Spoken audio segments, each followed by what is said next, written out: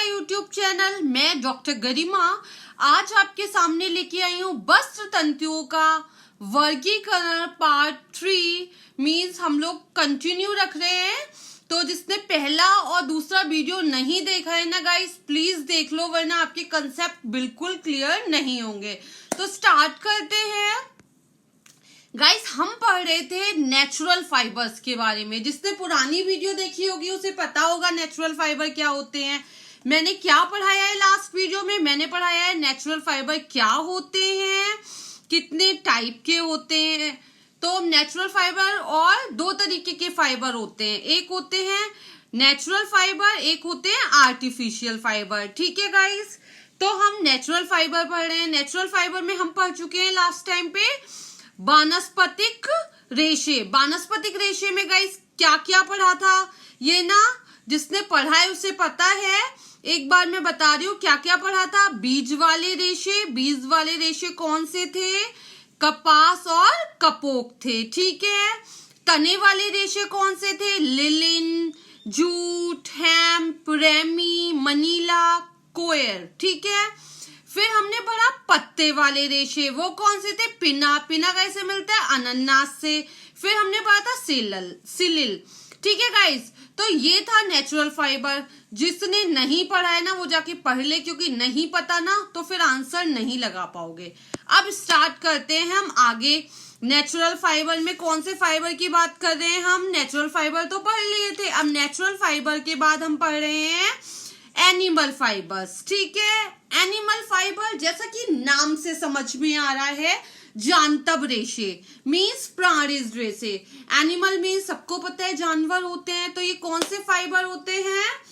जानवरों एवं कीड़ों से प्राप्त जो रेशे होते हैं उन्हें हम क्या कहते हैं गाइस? जानतब रेशे कहते हैं। ठीक है। जो एनिमल से हमें प्राप्त होता है उसे हम जानतब रेशे कहते हैं। क्या कहते हैं? जानतब रेशे कहते हैं। रेशम के रेशे रेशम के कीड़े से प्राप्त होते हैं। किससे होते हैं गाइस? रेशम के कीड़े से प्राप्त होते हैं। जबकि ऊन के रेशे जबकि ऊन जो होती है वो कैसे प्राप्त होती है? भेड़ से होती है, बकरी से होती है, ऊंट से होती है और जानवरों के बालों से प्राप्त होती है। ठीक है। रेशम कैसे प्राप्त हो रही है? रेशम के कीड़े से। ऊन कैसे प्राप्त हो रही है? ऊन हो रही है बकरी, भेड़, ऊंट और जानवरों के बालों से। ठीक है गाइस। जानतब रेशे प्रोटीन के बने होते हैं। किसके बने होते हैं गाइस? प्रोटीन के। ये ना बिल्कुल पता होना चाहिए। जानतब रेशे काय के बने हुए हैं? प्रोटीन के बने हुए हैं। इनके रेशे बहुत हद तक ना देखने में समानता देखने को मिलती है। अगर आप उन्हें देखोगे ना तो बहुत हद तक आपको ये इक्वल से लगेंगे। इसमें कार्बन को हम किससे डिनोट कर रहे हैं? C, hydrogen H, oxygen O, nitrogen N का सम्मिश्रण रहता है। मीन्स इसमें कार्बन, हाइड्रोजन, ऑक्सीजन और नाइट्रोजन का सम्मिश्रण मीन्स मिक्सचर रहता है। रेशे प्राकृतिक गोंद से चिपके रहते हैं। किससे चिपके रहते हैं? प्राकृतिक गोंद से चिपके रहते हैं। ठीक है। ये गाइस मैंने बताया एनिमल फाइबर क्या होते हैं। एनिमल फाइबर क्या होते हैं? ये जानवरों और कीड़ों से प्राप्त होते हैं। रेशम के कीड़े से प्राप्त होता है, जबकि बुल, ऊंट, बकरी, भेड़ इन सब से प्राप्त होता है। काय से होता है? इनके बालों से प्राप्त होता है। जानतब रेशे काय के बने होते हैं? प्रोटीन के बने होते हैं। काय के बने होते हैं? प्रोटीन के बने होते हैं। इनमें क्या होती है? बहुत हद तक समानता होती है, दिखने में एक जैसे लगते हैं। ठीक है गाइस। इसको हम कार्बन, हाइड्रोजन, ऑक्सीजन और नाइट्रोजन का सम्मिश्रण रहता है। ठीक है। रेशे प्राकृतिक गोंद से चिपके रहते हैं। गाइस मैंने 2 बार रिपीट किया है जिससे आप लोगों को बिल्कुल लर्न हो जाए, कहीं कोई मिस्टेक या कोई मतलब ऐसा ना हो मुझे समझ में नहीं आया तो। ठीक है। क्लियर हो गया ये सबको। अब आगे मैं पढ़ाती हूँ। एनिमल फाइबर्स मैंने अभी बताया कौन कौन से हैं। ऊन है और रेशम है। क्या है गाइस? ऊन है और रेशम है। आप भी बोलिए क्या है? ऊन है और रेशम है। ठीक है गाइस। अब हम बात करते हैं ऊन के बारे में। ऊन क्या है? ऊन को इंग्लिश में वूल कहते हैं। ऊन के रेशे भेड़ों के बालों से प्राप्त किए जाते हैं। किससे किए जाते हैं गाइस? भेड़ों के बालों से प्राप्त किए जाते हैं। परंतु ये खरगोश से भी हम ले सकते हैं, बकरी से, ऊंट से, कुछ विशेष प्रकार की जाति के जानवरों से जो कि बर्फीले प्रदेशों में पाए जाते हैं। गाइस, बर्फीले प्रदेश का मतलब क्या है? जो ठंड में रहते हैं ना एनिमल्स, उनके हेयर्स काफी लंबे होते हैं क्योंकि उनकी बॉडी उस तरीके से बनी होती है, प्रकृति की देन होती है। तो क्या होता है, उनके बालों से जो बनते हैं, ठीक है, ऊन प्राप्त की जाती है। जैसे मैरिनो जाति की भेड़ जो है, उसकी जो ऊन होती है वो सर्वश्रेष्ठ और उत्तम कोटि की ऊन मिलती है। किससे मिलती है? आपकी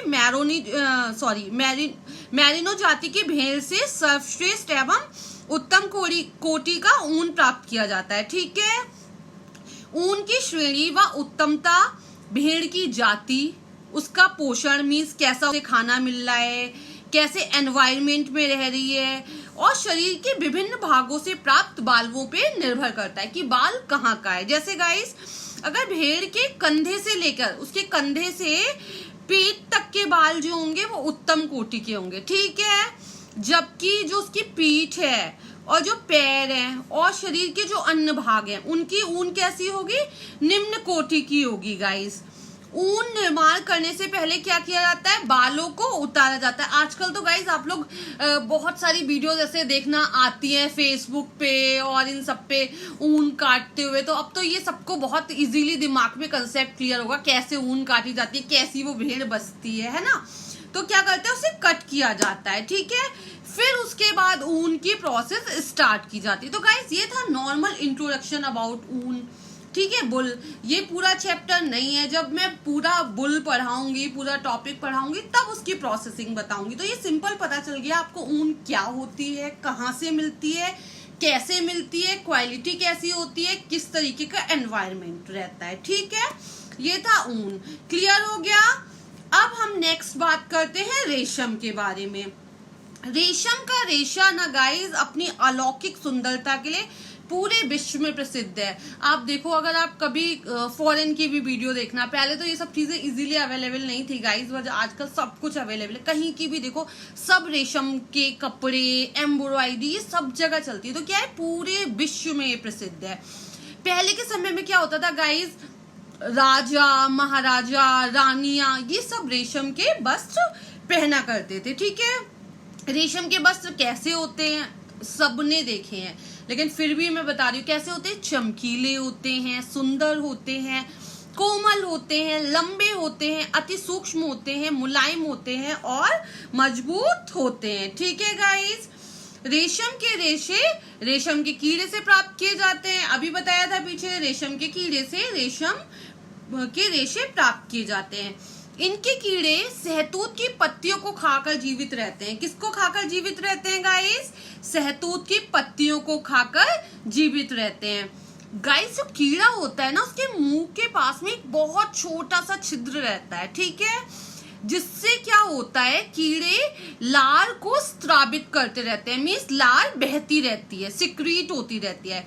इस लार रूपी जो सिक्रीशन होता है, वो कीड़ा जो होता है अपने चारों तरफ लपेटता जाता है। क्या हो रहा है, उसके चारों ओर लपेट रहा है। एग्जाम्पल आप सोचो, आपकी फिंगर है, उसके चारों ओर आप एक तरीके से रील को लपेट रहे हैं। वैसे कीड़ा क्या है, अपने चारों ओर रेशम को लपेटता है। ठीक है, अब क्या है, एनवायरमेंट में तो सबको पता है गर्मी होती है, तो क्या होता है, वो जो सलाइवा होती है वो सूख जाती है, और यह क्या कहलाता है, यह ककून कहलाता है। ठीक है, रेशे जब प्राप्त करने के लिए क्या करते हैं गाइस, जो ककून होता है उसे खोलते हुए पानी में डाल के मार दिया जाता है, व रेशे को रील में लपेट लिया जाता है। ठीक है, ऐसे हमें गाइस रेशम प्राप्त होता है।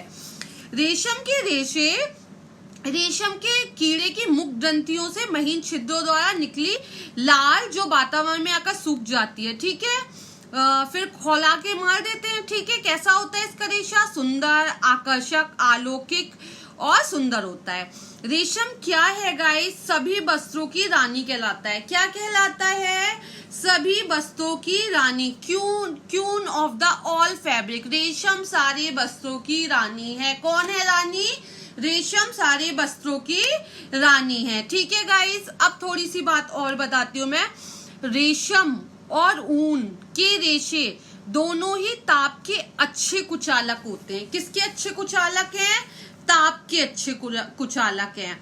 Bad conductor of heat. ठीक है गाइज, ये नोट कर लो कागज में प्लीज, क्योंकि ये पता होना चाहिए आपको। जिसके कारण गाइस जब मैं पढ़ाती हूँ ना, तो आप प्लीज एक कॉपी और एक पेन लेके बैठा करो। मैं जो कोई चीज बोल रही हूँ ना, वो प्लीज नोट डाउन कर लिया करो ऐसे करके। कहाँ से एग्जाम में क्वेश्चन बनेगा हमें नहीं पता, तो हमें सारी चीजें पता होनी चाहिए। हमारा कोई भी ऐसी चीज नहीं छूटनी चाहिए कि हमें नहीं पता एग्जाम में आई है। ठीक है गाइस, तो प्लीज जो चीज आपको इम्पोर्टेंट लगती है कॉपी पेन में लिख लिया करो। ठीक है, ये क्या होते हैं? ताप के कुचालक होते हैं। ठीक है, दोनों ही ताप के कुचालक होते हैं। बैड कंडक्टर ऑफ हीट, जिसके कारण इनके वस्त्र सर्दी से ठंड बचाव के लिए पहने जाते हैं। ऊन के रेशों में हवा भरी रहती है। ठीक है, जिसके कारण शरीर की ऊष्मा ना तो बाहर जा पाती है और ना ही बाहर से क्या होती है, सर्दी में हवा अंदर आती है। तभी तो हम लोग बुल पहनते हैं गाइस, विंटर्स में सब पहनते हैं ना। तो क्या है, ना हवा बाहर जाती है और ना बाहर से आती है। ठीक है गाइस, तीव्र छाल से इसके रेशे नष्ट हो जाते हैं। देखो इसीलिए तो हम कभी जिससे नॉर्मल कपड़े वॉश करते हैं कभी करते हैं नहीं। आजकल कितने प्रोडक्ट हैं जिससे हम लोग बुल के कपड़े धुलते हैं। तो क्या है ये, हम इसके लिए कोमल व उदासीन साबुन का और शोषक पदार्थों का प्रयोग करते हैं। ठीक है, इन्हें अम्लीय रंगों से विभिन्न रंगों में रंगा जाता है। गाइस, इन्हें अम्लीय रंगों से रंगा जाता है। ठीक है, भीगने के पश्चात इनके रेशे अपनी शक्ति खो देते हैं। अगर आप बुल को और सिल्क को भिगोएंगे तो इनकी शक्ति क्या होगी, खो देंगे। ठीक है, ऊनी रेशमी वस्त्रों को धुलाई करते समय विशेष सावधानी रखनी चाहिए, है ना। सूर्य की किरणें इनके रेशों को कमजोर करती हैं व इनका रंग पीला हो जाता है। तो गाइस, ये अभी नॉर्मल मैंने बता दिया है। जब मैं चैप्टर पढ़ाऊंगी ना, तो एक एक चीज लिखूंगी, एक एक चीज बताऊंगी, अच्छे से बताऊं, कोशिश करूंगी मैं आपको हर चीज पढ़ाऊं। तो गाइस, ये थी आपकी 3rd वीडियो जिसमें मैंने आपको एनिमल फाइबर्स के बारे में बताया। अब मैं नेक्स्ट वीडियो लेके आऊंगी जिसमें मैं मिनरल फाइबर्स बताऊंगी। तो गाइस, अगर आपको ये वीडियो अच्छा लगा तो please like this video and subscribe my channel. Thank you for watching.